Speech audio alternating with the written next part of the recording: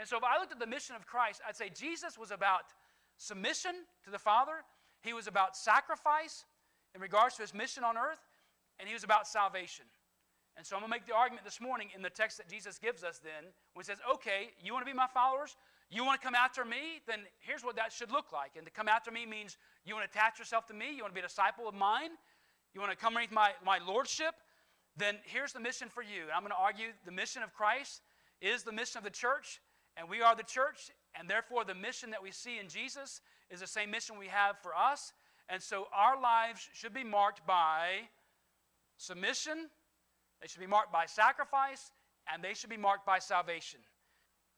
In these verses, Jesus says, if anyone would come after me, let him do what? Deny himself, take up his cross, and follow me. It's how he begins, that very famous statement. You need to deny yourself. We need to deny ourselves, take up our cross, and follow him.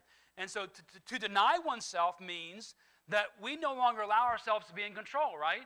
We're submitting ourselves to someone who's in control over us. And Jesus is saying, deny yourself. You're not in control. You're not the top dog anymore. You're not CEO of your life. You now surrender your life to Jesus, which means we submit ourselves to God.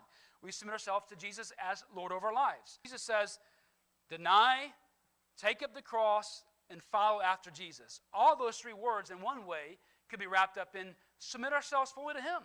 We submit ourselves fully to Jesus, fully to the Father's will. That's exactly how Jesus lived his life, in full submission to God the Father, and we are called out to do the very same thing, to submit ourselves to him. But the cross for them represented suffering and sacrifice, rejection. And so how could that not be then for us? Because Jesus says, if we're to pick up our cross and follow him, that yes, sacrifice will be a part of our mission as well. And we see that played out in the rest of the teachings of Jesus.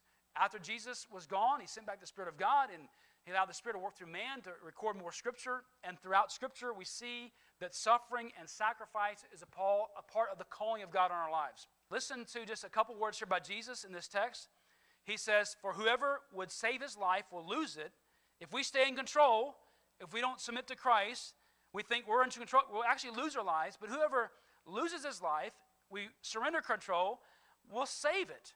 Whoever loses his life for my sake, for Jesus, for the gospel, will save it. And then the well-known phrase, what does it profit a man if he gains the whole world and loses what? His very own soul. Like, are you kidding me? Is the world worth your soul? Is the world worth having a relationship with Jesus? Absolutely not. And so Jesus was about salvation. He brought salvation to us. So what should we be about? We don't bring salvation to anyone, do we? In regards to we cannot save. We cannot in our humanity save anyone. But what we can do is be ambassadors of this message of salvation. We can be reconcilers, seeking to reconcile and bring people to God through Christ by being missionaries for Jesus.